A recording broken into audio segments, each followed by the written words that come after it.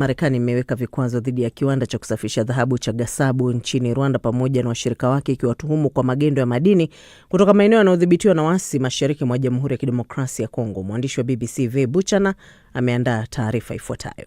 Washington inasema kiwanda hicho kilishirikiana na jeshi la ulinzi la Rwanda RDF pamoja na kundi la waasi la M23 kusafirisha dhahabu kuvuka mpaka, kuisafisha jijini Kigali na kufaidika na biashara hiyo.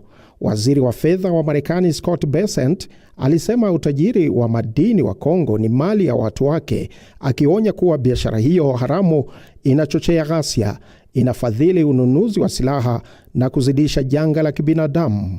Vikwazo hivyo vinazuia mali yoyote iliyo chini ya mamlaka ya Marekani na vinawakataza raia na makampuni ya Marekani kufanya biashara na Gasabo Gold. Mwenyekiti wake Jean-Malik Kalima, meneja mkuu Bosco Kayobotsi pamoja na makampuni mengine ya uchimbaji madini ya Bwana Malik Kalima. Serikali ya Rwanda haijajibu bado ombi la BBC la kutoa maoni kuhusu vikwazo hivyo. Maafisa wa Rwanda na kundi la M23 huko nyuma wamewahi kukataa hatua kama hizo. Rais Paul Kagame ameelezea hatua hizo kama mijeledi ya magharibi inayoadhibu kile anachokiita hatua halali za kujihami dhidi ya kundi la waasi la FDLR, wakati M23 ilizitaja kuwa zenye upendeleo. Hatua hii inajengwa juu ya makubaliano ya Washington yaliyotiwa saini Disemba iliyopita na marais Felix Tshisekedi na Paul Kagame, yakilenga kuunda sekta ya madini ya kikanda yenye uwazi na kurejesha amani katika ukanda wa Maziwa Makuu. Inakuja siku moja baada ya kamati ya pamoja ya usimamizi kukutana mjini London kutekeleza makubaliano hayo yaliyoanzishwa kwa mara ya kwanza mnamo Juni mwaka jana. Washington inasema hatua hizo ni sehemu ya juhudi kubwa za kusambaratisha mitandao ya madini ya migogoro, kulinda raia na kulinda minyororo ya ugavi ya kimataifa. Ive Buchana, Dira ya Dunia, BBC. Ngalama Maluta wa Isolo, Magu, Mwanza, Tanzania, kupitia ukurasa wetu wa Facebook BBC News Swahili anasema, nchi bila mikutano wananchi watajuaje yanayoendelea kwenye nchi yao? Seneta Juma, asante kwa kuwa nasi kutoka kule Msumbiji. Costa Mapemba, asante pia kwa kutegea sikio matangazo haya ya Dira ya Dunia jioni ya leo. Isaya Sambo mpenda amani naye anasema, hata vitabu vya dini vinatushauri tuheshimu mamlaka zilizopo kisheria hata kama hatukubaliani nazo. Ni matangazo ya Dira ya Dunia kutoka idhaa ya Kiswahili ya BBC. Taarifa kuu leo jioni: serikali ya Tanzania yapiga marufuku tena mikutano ya hadhara ya vyama vya kisiasa. Idadi waliofariki dunia Venezuela kutokana na tetemeko la ardhi ni takriban watu 600 huku watu 3000 wakijeruhiwa. Na katika mjadala hii leo tunaangazia michuano inayoendelea katika mashindano ya Kombe la Dunia, huku timu kadhaa zikiwa tayari zimeshayaga mashindano hayo. Hii ni BBC. Shukran msikilizaji kwamba bado uko nasi kwenye matangazo haya leo jioni, tukielekea huko Venezuela ambako rais wa muda wa Venezuela Delcy Rodriguez amesema zaidi ya watu 600 wamefariki dunia baada ya matetemeko mawili ya ardhi kupiga nchini humo juzi Jumatano. Zaidi ya watu 3000 wamejeruhiwa na jeshi linaendesha operesheni ya kushughulikia athari za tetemeko hilo katika maeneo yaliyoathirika.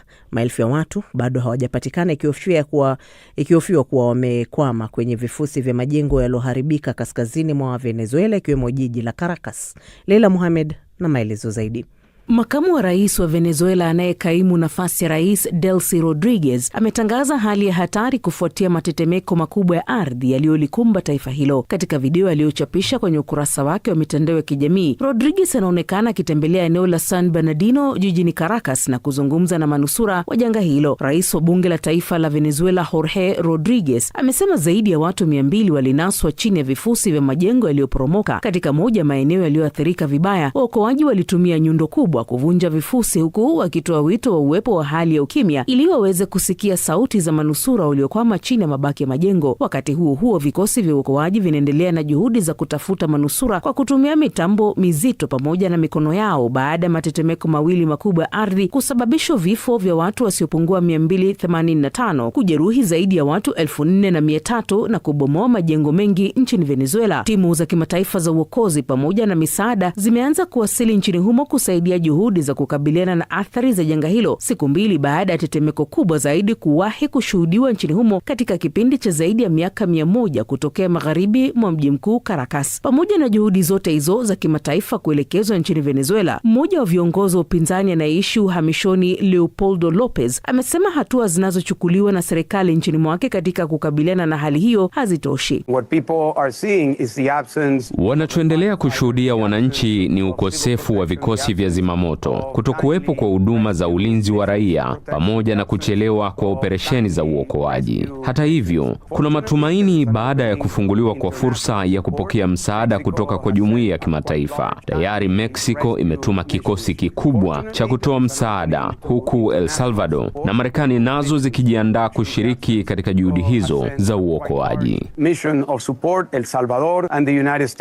Wakati hayo yakijiri, jeshi la Marekani limetangaza kuwa linapeleka meli 2 za kivita, ndege za usafiri pamoja na helikopta kusaidia shughuli za uokoaji na utoaji wa misaada. Hatua hiyo ni sehemu ya mwitikio wa kimataifa ulioshuhudia timu za uokoaji kutoka nchi mbalimbali zikiwemo Marekani, Mexico, Jamhuri ya Dominica, Hispania na Qatar zikiwasili nchini Venezuela. Miongoni mwa timu hizo ni shirika la uokoaji la Grey Bull Rescue kutoka Marekani. Mwenyekiti wake Brian Stern amesema kazi inayowakabili waokoaji ni kubwa na inahitaji ushirikiano wa karibu ili kuokoa maisha ya manusura waliosalia chini ya vifusi.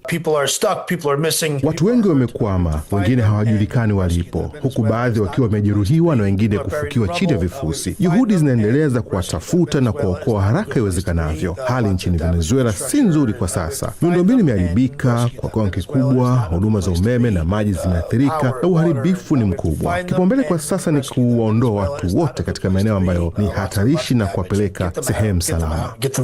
Katibu mkuu wa Umoja wa Mataifa Antonio Guterres amesema amehuzunishwa sana na janga hilo, huku Umoja wa Mataifa ukiahidi kushirikiana na Venezuela katika juhudi za kutoa misaada. Nchi za Marekani, China, India, Brazil na hata Iran ambayo imeathiriwa na vita zimejitolea kutoa msaada kwa Venezuela, na kiongozi wa kanisa Katoliki Papa Leo wa 14 ametuma msaada wa awali wa euro 100,000 kwa ajili ya waathirika. Hata hivyo, juhudi za uokoaji na utoaji wa misaada zinatarajiwa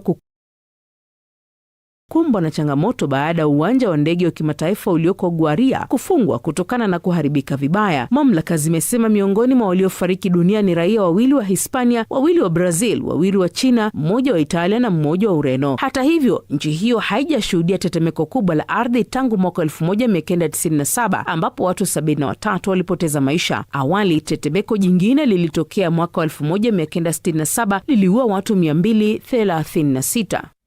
Shukran Leila Mohamed kwa taarifa hiyo. Maafisa wa Iran wanasema kuwa hawawezi kuhakikisha usafiri salama wa meli ambazo hazifuati maagizo na maelekezo yao katika mlango bahari wa Hormuz. Haya yanajiri huku shirika la Umoja wa Mataifa kuhusu baharia IMO ilikisitisha mipango ya kuhamisha mabaharia 11,000 waliokwama katika mlango bahari huo baada ya meli zao za mizigo kushambuliwa. Zaidi na Phyllis Mwate. Meli ya kibiashara ilishambuliwa na kombora ikiwa umbali wa maili za baharini 7.5 kusini mashariki mwa bandari ya Dahit nchini Oman siku ya Alhamisi, na hii ni kwa mujibu wa shirika la Uingereza la usalama wa baharini UKMTO. Hakuna majeruhi walioripotiwa. Kampuni ya usimamizi wa hatari za baharini ya Vanguard imesema kwamba meli hiyo yenye bendera ya Singapore na ijulikanayo kama Ever Lovely iliendelea na safari yake kupitia mlango bahari wa Hormuz licha ya kushambuliwa na haikuhitaji msaada wowote. Wakati huo huo, mamlaka ya Iran inayosimamia mlango wa bahari wa Hormuz, mamlaka ya mlango wa Ghuba ya Uajemi PGSA, imeonya kwamba meli zitakazotumia njia zisizoidhinishwa hazitahakikishiwa usalama wa kupita. Tangu mwezi wa Februari, mamia ya meli na maelfu ya mabaharia wamekwama katika Ghuba ya Uajemi kutokana na vita kati ya Marekani, Israel na Iran. Umoja wa Mataifa ulitangaza rasmi operesheni ya kuwaondoa mabaharia siku ya Jumanne baada ya mlango bahari wa Hormuz kufunguliwa tena. Katibu mkuu wa shirika la kimataifa la masuala ya bahari IMO, Arsenio Dominguez, amesema kwamba operesheni hiyo kubwa inafanyika kwa ushirikiano wa Iran, Oman, Marekani, mataifa mengine na wadau wa sekta ya usafiri wa baharini. Tunazungumzia zaidi ya mabaharia 11,000 walioko ndani ya meli zaidi ya 500 ambazo zimekwama katika ghuba ya Uajemi kutokana na kuzuiwa kwa usafiri kupitia mlango wa bahari wa Hormuz. Hawa ni mabaharia wasio na hatia, wanatekeleza tu wajibu wao. Katika kipindi chote hiki wamepitia msongo mkubwa wa mawazo na uchovu wa hali ya juu kwa sababu hawawezi kuziacha meli wanazozihudumia. Pia hawawezi kurejeshwa katika nchi zao kwa kuwa ni vigumu kupata mabaharia wengine walio tayari kwenda katika eneo lenye mzozo ili kuwachukua. Na kwa kweli siwezi kumlaumu baharia yeyote kwa kusita kufanya hivyo.